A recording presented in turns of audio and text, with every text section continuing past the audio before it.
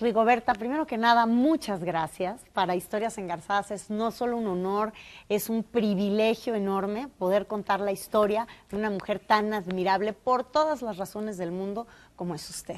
Muchas gracias. Gracias, Mónica. Es un regalo realmente de Historias Engarzadas que me da la oportunidad de estar aquí hoy, sobre todo porque en estos 20 años hemos tenido tantas cosas, tanta historia común con México, con Guatemala, con Centroamérica, con América Latina. Y así como mujeres, también creo que hemos crecido en todas esas historias y gracias por esta oportunidad de nuevo. Lo tomo como mi regalo de cumpleaños. Y es que en el 2012 Rigoberta Menchú Tum celebró el cumpleaños número 20 de haberse convertido en el Premio Nobel de la Paz que recibió en el año de 1992 por su lucha y activismo a favor de los derechos humanos de los indígenas. Esta mujer es una de las latinoamericanas más destacadas del mundo por llevar un genuino mensaje de paz y conciliación a través de su propio ejemplo de vida que esta noche nos sorprenderá y conmoverá en estas sus historias engarzadas. Bienvenidos.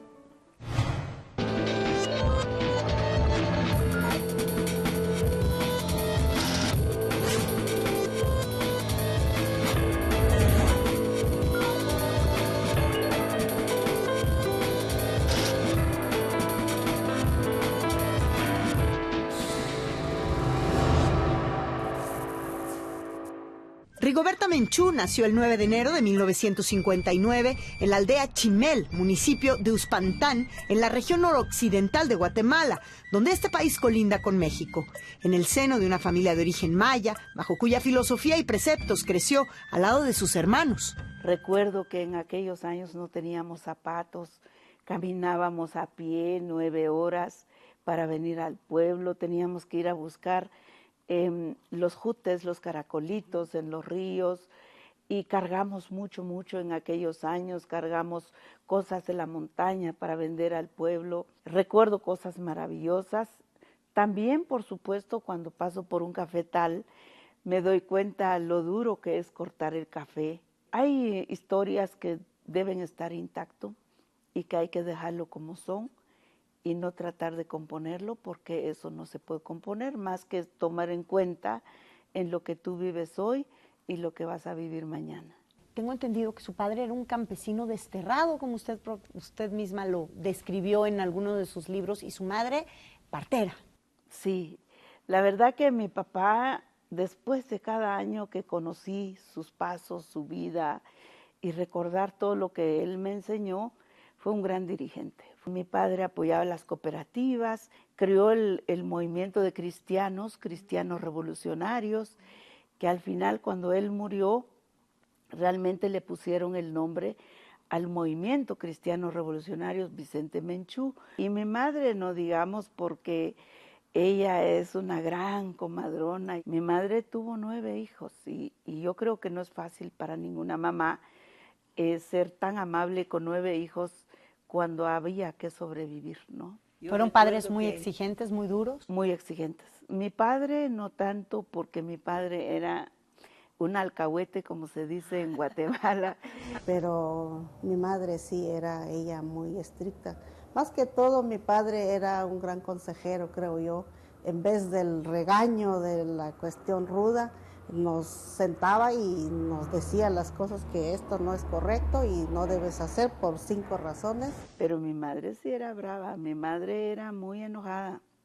Nos hizo trabajar fuerte porque eso era la vida que teníamos y yo creo que ella tenía razón porque siempre dijo, bueno, ustedes no pueden engañar a otras personas, ustedes no pueden buscar la vida fácil, ustedes tienen que trabajar y el trabajo dignifica a las personas. Rigoberta, Nicolás, Marta, Ana, Lucía, Víctor, Patrocinio, Felipe y su media hermana Rosa Calam conformaban la familia Menchú Tum, 5 mujeres y 4 hombres, de los que hoy apenas sobreviven la mitad. Me tocó mi juventud más preciosa con mi hermanito Patrocinio. Finalmente, pues era mi guardián, ¿verdad?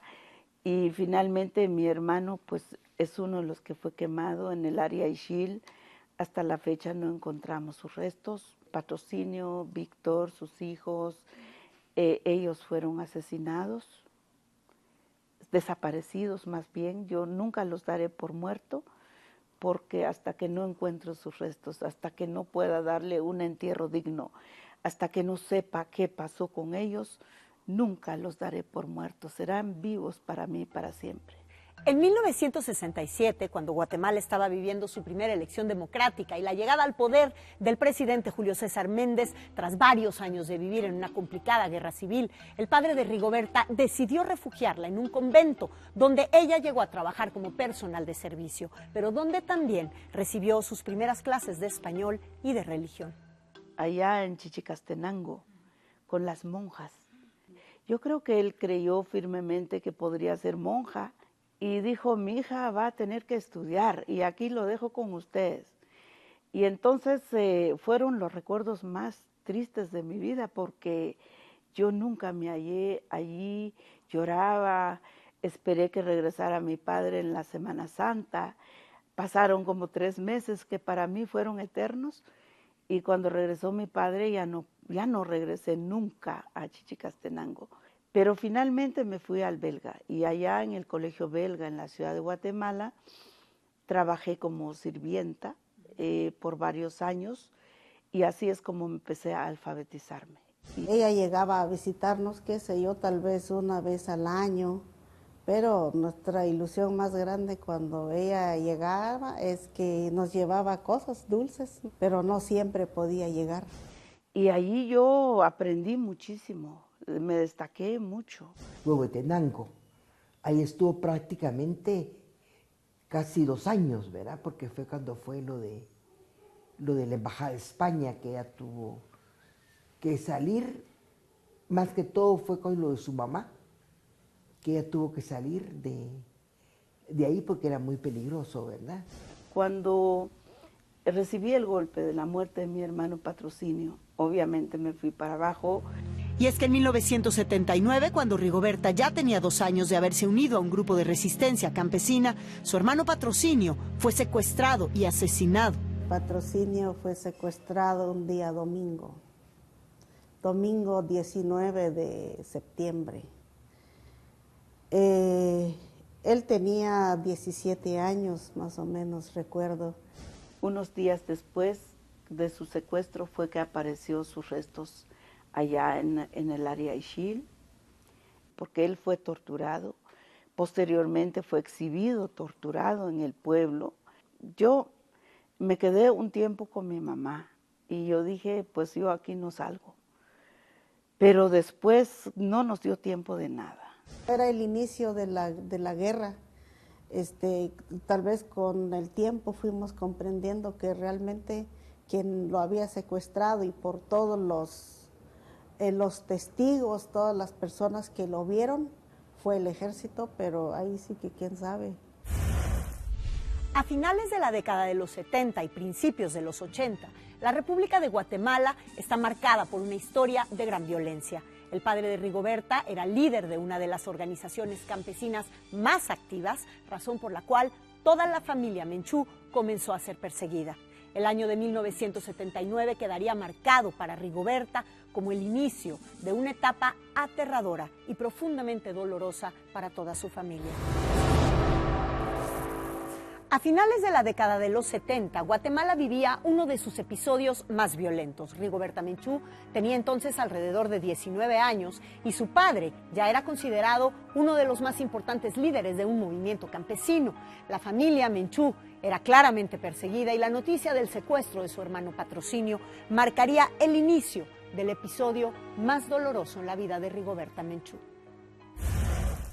Durante el gobierno de Romeo Lucas García, entre 1978 y 1982, la violencia en Guatemala aumentó considerablemente.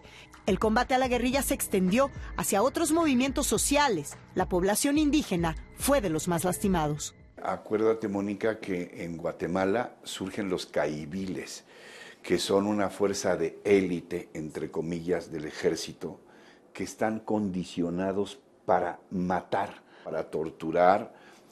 Arrasaban aldeas completas, pero antes hacían que los hombres vieran cómo sus mujeres eran violadas, sus mujeres y sus hijas y asesinadas antes de matarlos a ellos mismos. Entonces, el pueblo guatemalteco yo creo que es el pueblo que más ha sufrido en toda América Latina por todas estas crueldades, ¿no? La gente no decía, si veían un hecho así, simplemente, antes incluso se tocaba la campana de la iglesia, o en señal de que había muertos que estaba ocurriendo ahí, pero después se dejó de tocar hasta incluso la campana de la iglesia. La mayoría de nosotros no sabíamos la existencia de la guerrilla, sino simplemente estábamos organizados porque queríamos salir del hambre, queríamos salir de la pobreza, del subdesarrollo, del analfabetismo en que vivíamos en los años 70 y 80.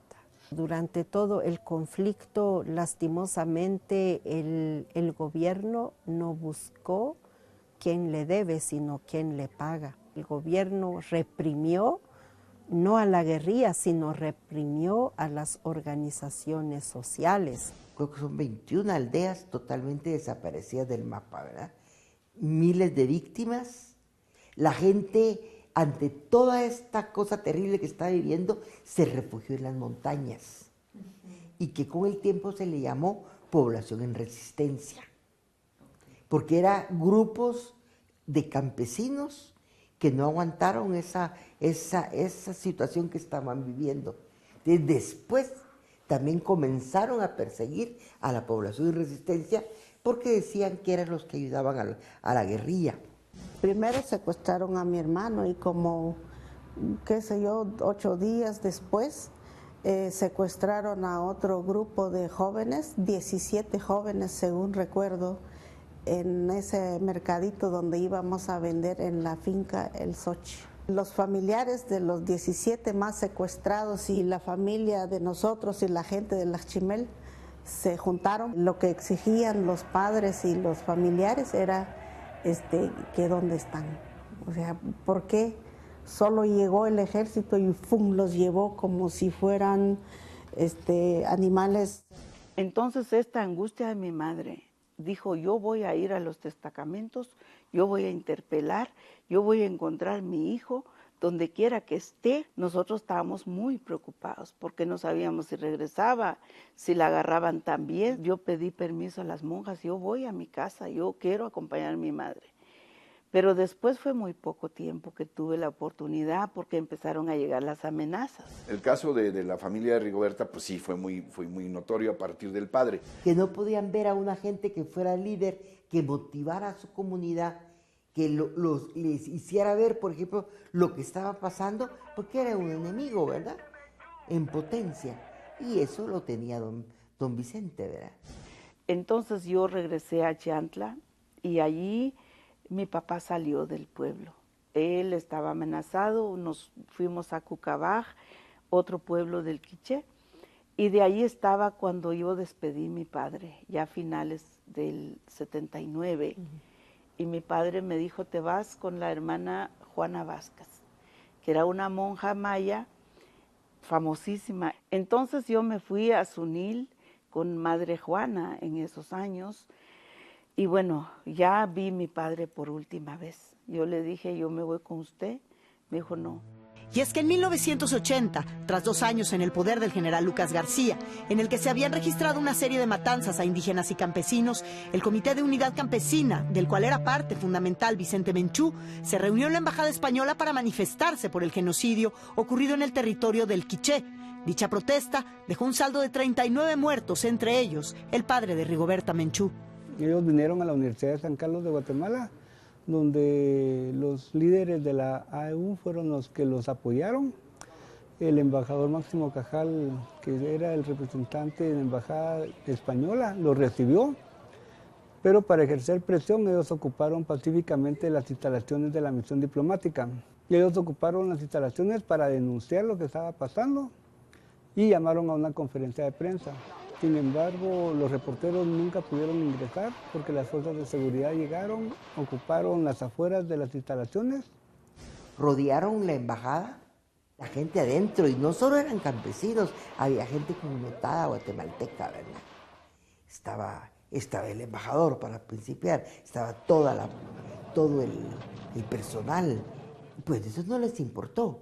Fernando Lucas García, el presidente, y él ordenó, por medio de su ministro de Gobernación, Donaldo Álvarez Ruiz, que ingresaran a la misión diplomática, que no dejaran vivo a ninguna de las personas que estaban en el interior, y la Policía Nacional Civil y la Judicial, que eran las fuerzas más represivas que habían, ingresaron y quemaron la misión diplomática.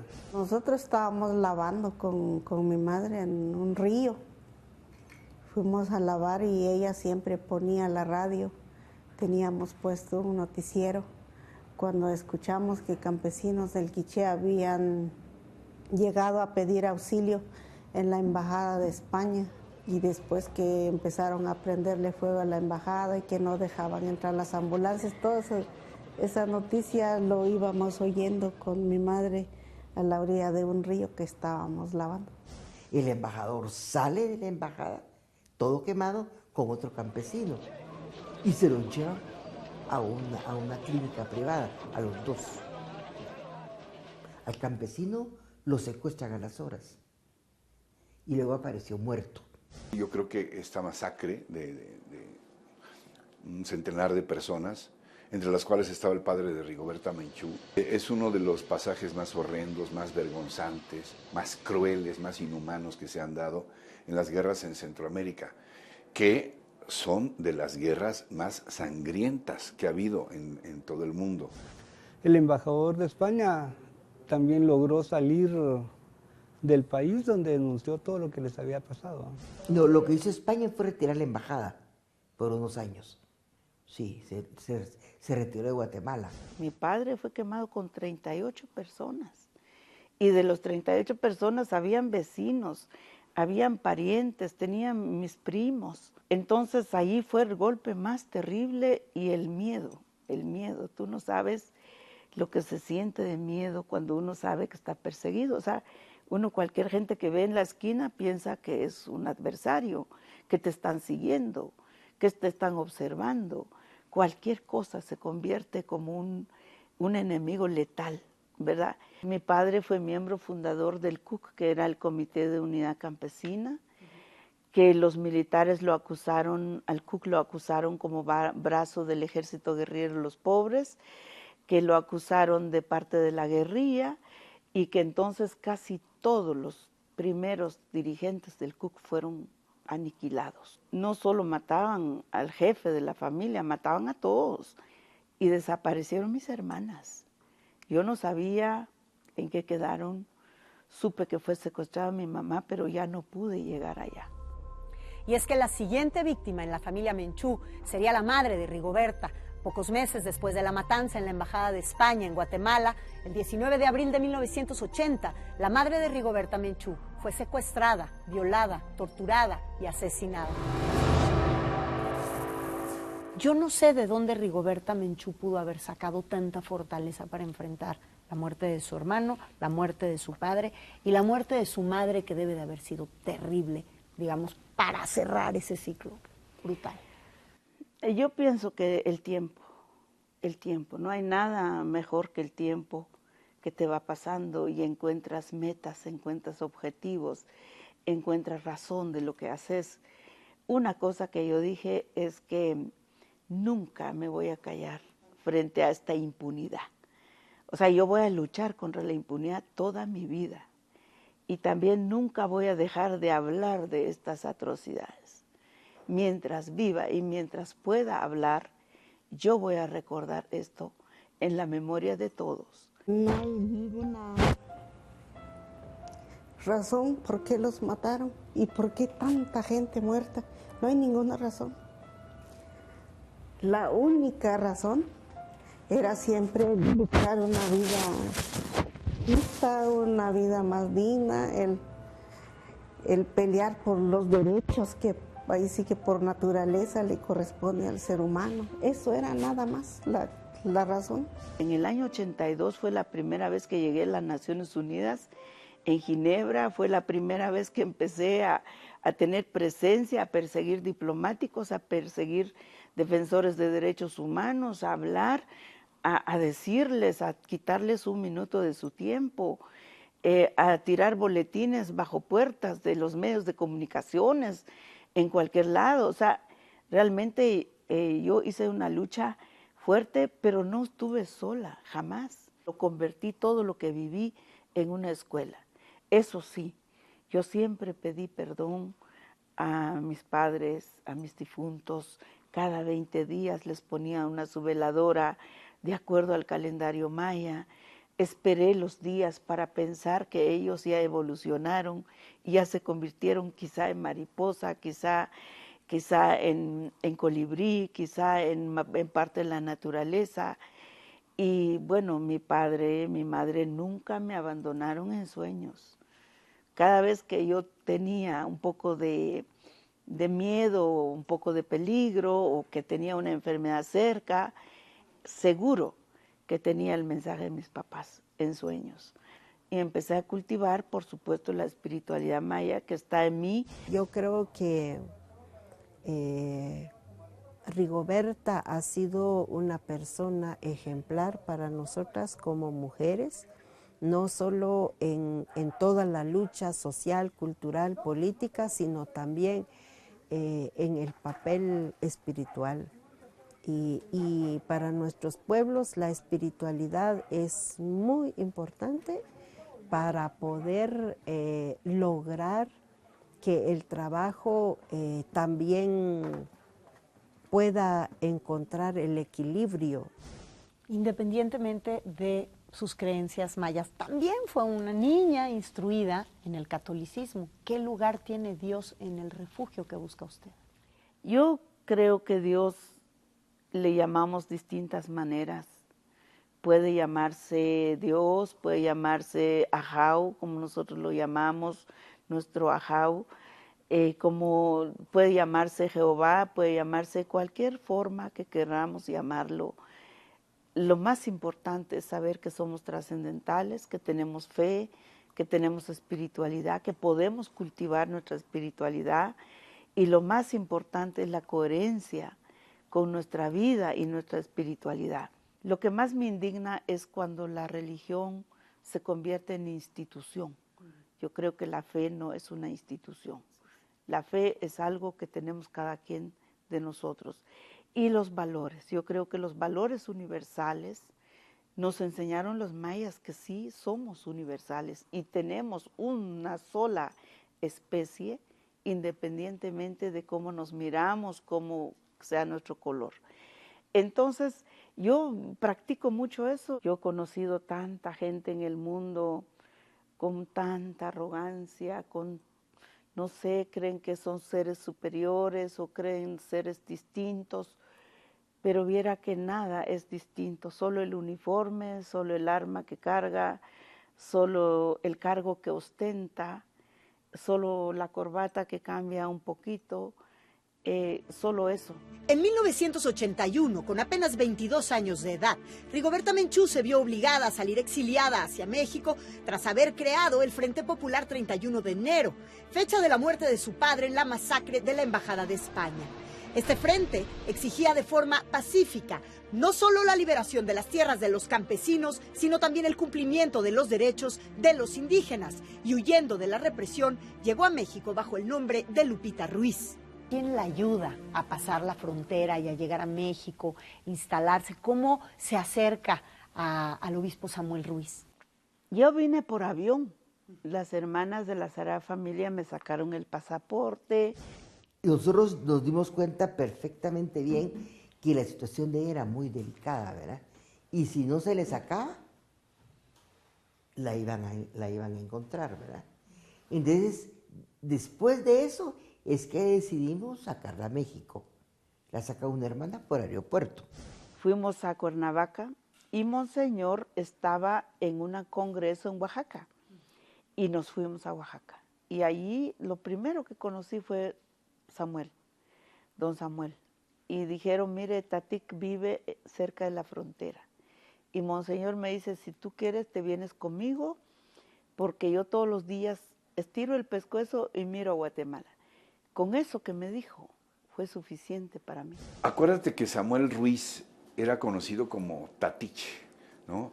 Y era un padre, o sea, era muy apapachador con los indígenas. Yo lo viví mucho durante toda la época del alzamiento zapatista.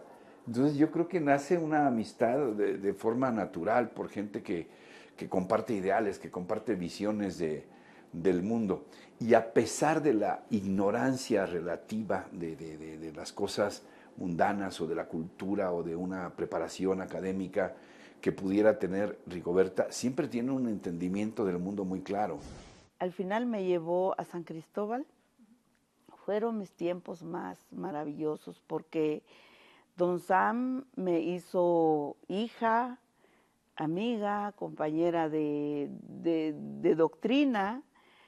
Fuimos a la selva, a las montañas, recorría las comunidades, me vistió de celtal, me vistió de maya. Y bueno, vendí un tiempo en la tienda de la hermana de Monseñor, doña Lucha, que en paz descanse.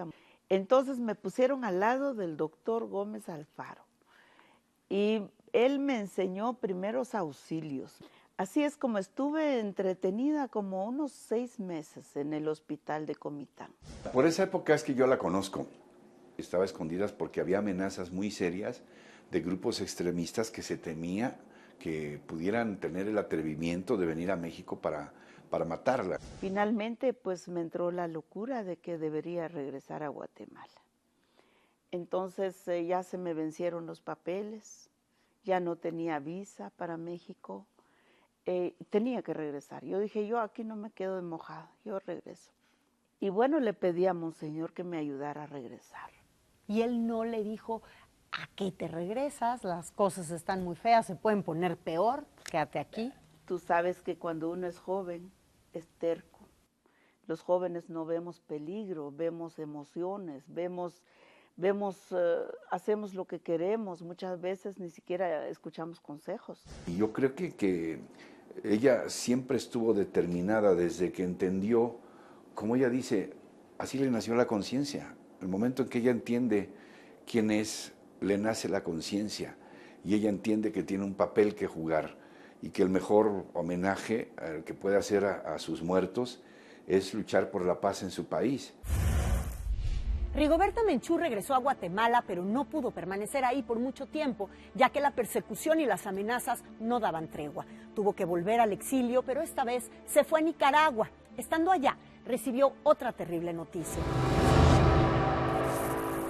En 1983, Rigoberta Menchú se encontraría en el exilio en Nicaragua y estando allá, recibió la noticia de la muerte de su hermano Víctor, presuntamente a manos del ejército guatemalteco.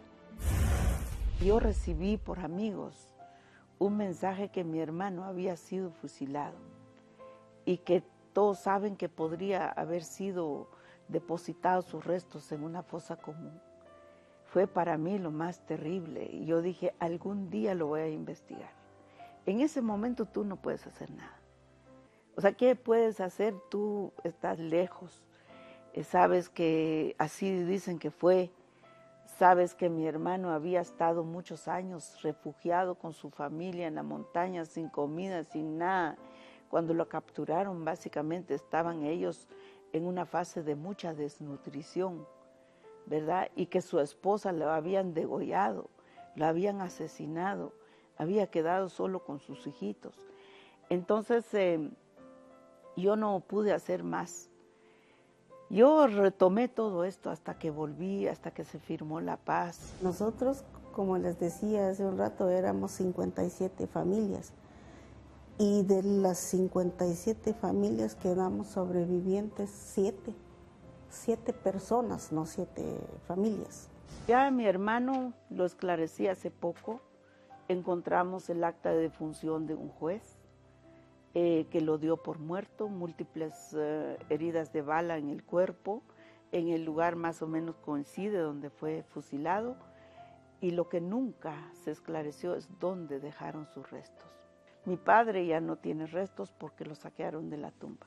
Mi madre tampoco tiene restos porque no sabemos dónde quedó. Entonces, luchar por la verdad es mi único objetivo, dignificar a los difuntos. Gracias a eso, que me ha tenido cerca de los familiares de desaparecidos. cerca de los familiares de los torturados, las exhumaciones, todo el tema del resarcimiento. Más de 55,000 expedientes hemos levantado del tema de resarcimiento de familiares de las víctimas, aparte de los que tiene la ONU, aparte de los que tiene la Iglesia Católica. ¿Qué me toca en el futuro? Pues preservar la memoria.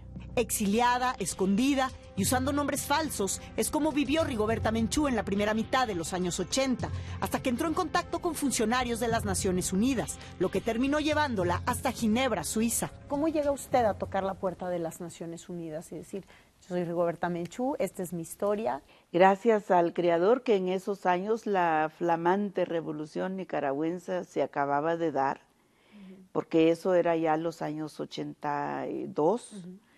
Entonces existía la Casa de la Solidaridad en Nicaragua y ellos dijeron, tú no tienes papel, traes un papel que esto no te va a servir. Entonces, o te quedas así o vas a legalizarte en la embajada. Yo tenía horror de acercarme en una embajada de Guatemala, no, jamás. Entonces, yo dije, no, me quedo así. Pero hicieron una conferencia y a mí se me olvidó que no usaba mi nombre.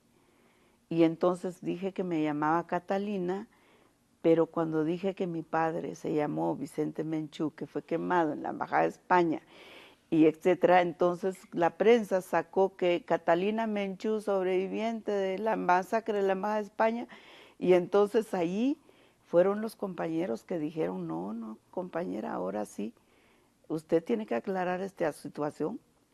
Y entonces así fue que ya me fui a refugiarme a las Naciones Unidas.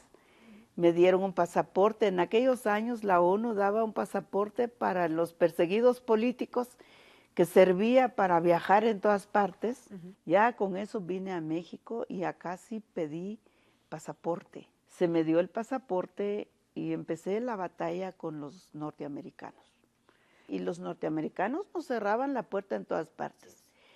Cada vez que yo pedía una visa me interrogaban si conocía el Ejército Guerrero de los Pobres, si conocía las Fuerzas Armadas Rebeldes, si conocía la Organización del Pueblo en Armas, ORPA. Todos eran movimientos guerrilleros. Si era comunista, si era subversiva, si era, o sea, ni siquiera había una definición qué es ser comunista, qué es ser subversiva, pero eso era ya de ley. Y más cuando salió el libro Me llamo Rigoberta Menchú y así me nació la conciencia. Me llamo Rigoberta Menchú y así me nació la conciencia. Es el primer libro biográfico de la activista guatemalteca que escribió en colaboración con la periodista Elizabeth Burgos y se publicó en 1983. Con este, Rigoberta Menchú consiguió poner la situación de los indígenas y campesinos en Guatemala en los titulares de la prensa internacional. Bueno, obviamente la biografía de Rigoberta, que alcanza notoriedad mundial también casi de inmediato, porque es un libro además muy bellamente escrito, pero es un libro que irrita, que molesta, que es un golpe al gobierno y al estado de cosas en Guatemala. Cuando se publicó el libro fue como detonante. Y en Guatemala pusieron una cláusula de que si yo aparecía en Guatemala me detendrían por difamar el país.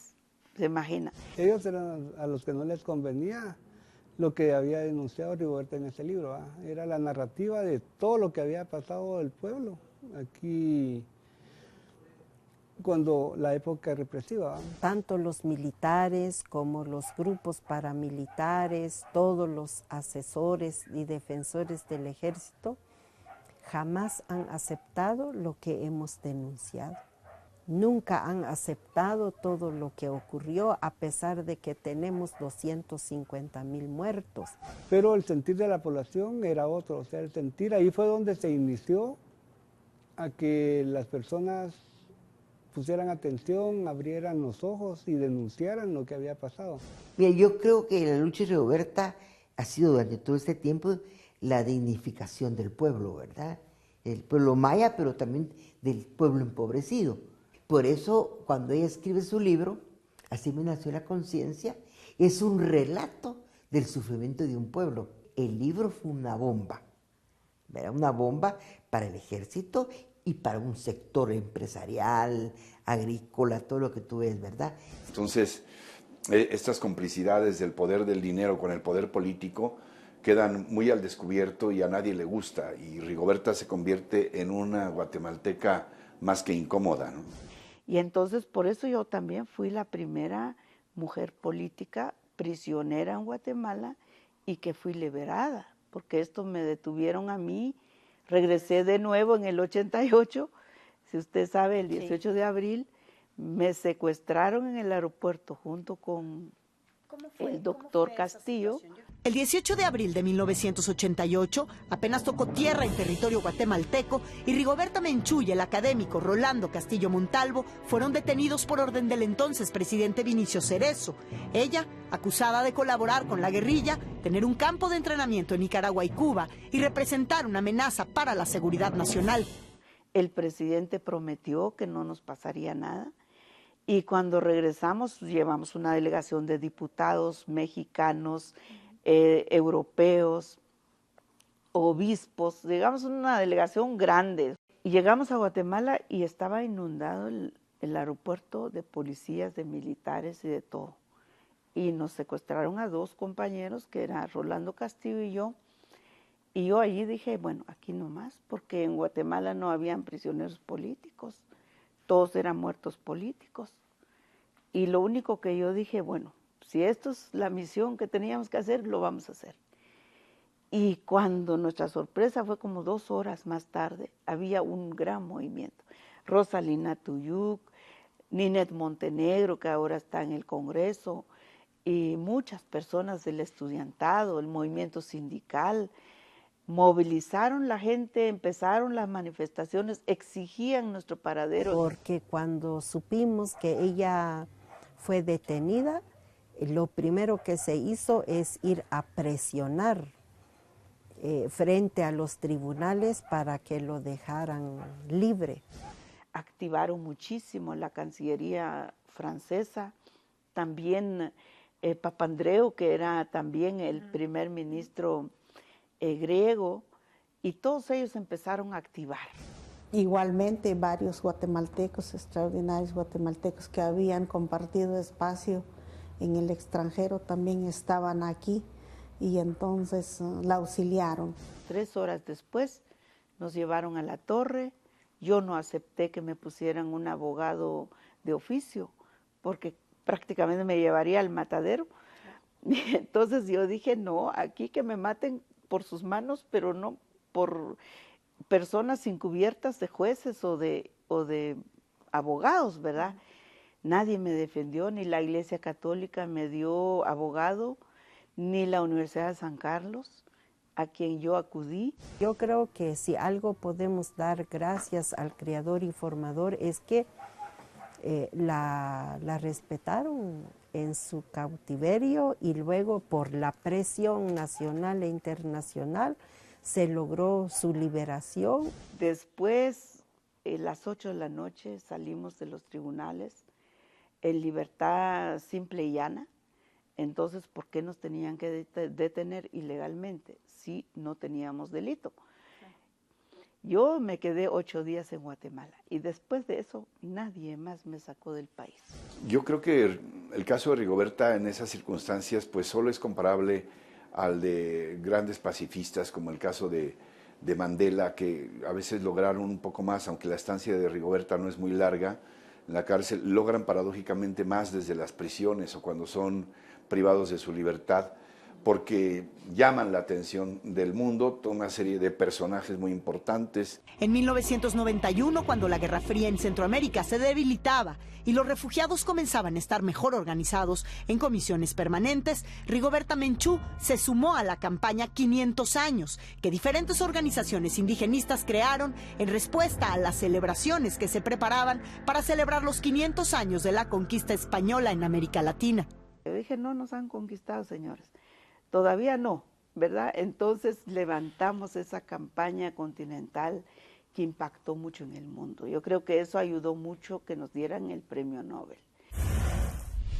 Y es que a finales del año 1991, el argentino Adolfo Pérez Esquivel, líder y fundador de organizaciones de derechos humanos no violentas y ganador del Premio Nobel de la Paz en 1980, presentó formalmente la candidatura de Rigoberta Menchú al mismo reconocimiento por su trabajo en pro de la justicia social.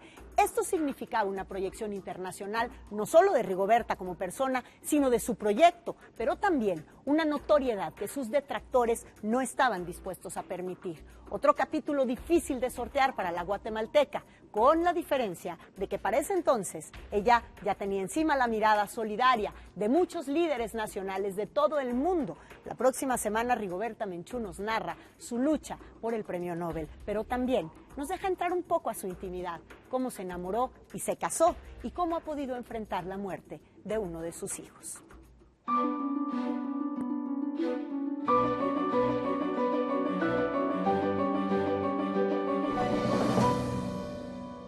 Me entró el miedo, me entró el susto, como se dice. ¿Y ahora qué vamos a hacer si me dan el premio Nobel? Porque me dijeron, no, hombre, ¿cómo te van a dar el premio Nobel? Vamos a entrar en un tema bien importante, su vida personal, sus matrimonios y sus desencuentros con la maternidad. Híjole, mis matrimonios, no, solo una vez me casé. Lo veía muy joven, de hecho un poco más joven que yo, que no lo voy a decir, por supuesto, pero es un poco más joven que yo. Mi hijo Mash igual vino a darnos lo que usted no se imagina. Y luego me embaracé con mi último hijo. Sunun se llamó, Colibrí. Ese fallecimiento de mi hijo fue un golpe enorme, enorme, enorme. Me costó mucho superarlo.